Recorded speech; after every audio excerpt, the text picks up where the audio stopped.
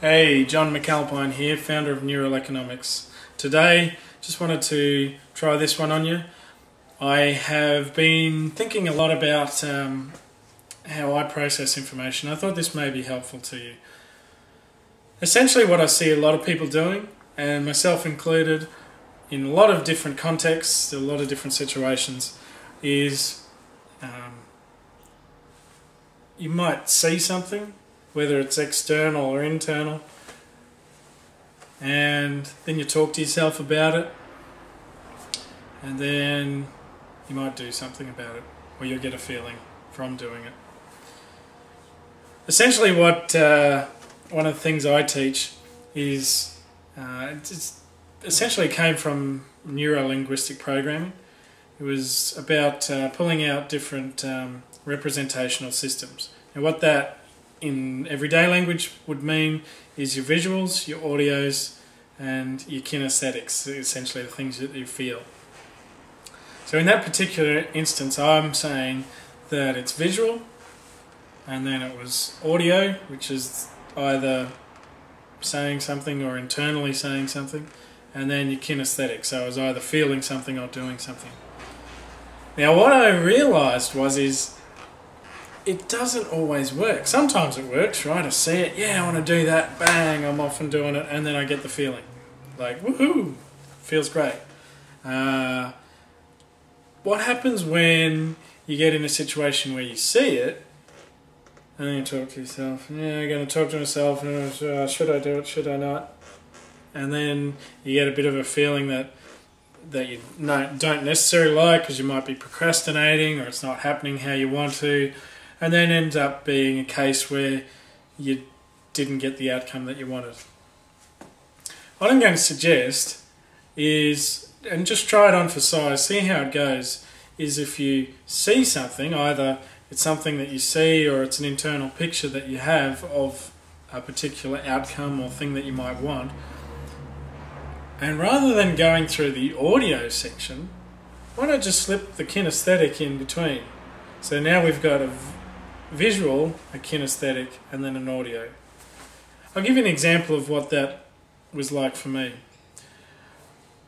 I realised, and this is how I came up with, I guess the reframe on this was, there was an instance where I was looking back at successful outcomes that I'd had, and generally what had happens is I see it, I get a feeling and do it, and then I talk to myself.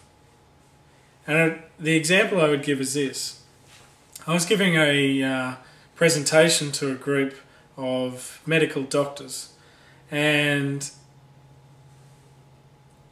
a normal strategy probably would have been is imagining what it would be like, even though I've never seen these people or this room or any of that before, then talking to myself about what I'm seeing and going, oh, I don't know, and I don't know them, and do I know enough, and all this sort of self-talk, and then maybe getting some feeling from that that's less than desirable.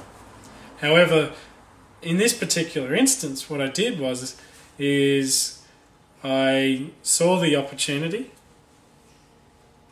I then went and did it, spoke to them and presented my stuff, and then came home and I was sitting there, which is unusual for me watching TV, but I was sitting there watching TV, and midway through the show I sort of dawned on me, hang on, I just did that.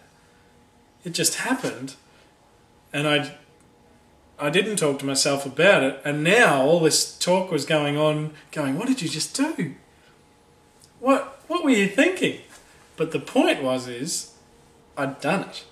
And now we were talking about me doing it rather than me not doing it. So my point being is just sometimes these missed opportunities might be better if you just stick the kinesthetic in between the visual and the audio. So see the picture, whether it's in real life or in your mind, and what you want. Get the feeling, whether that feeling may be internal or the external, which is the doing, and then at the end have the audio. We can always do stuff with audio, we can do stuff with self-talk. That's just beliefs and values. That's easy to do things with. So even if the audio at first is like mine was in that example of, what the hell did you just do? That's okay, because you've already done it. You've already achieved the outcome. You can then talk to yourself later about whether it was a good or a bad decision and what have you, and you can make that decision afterwards.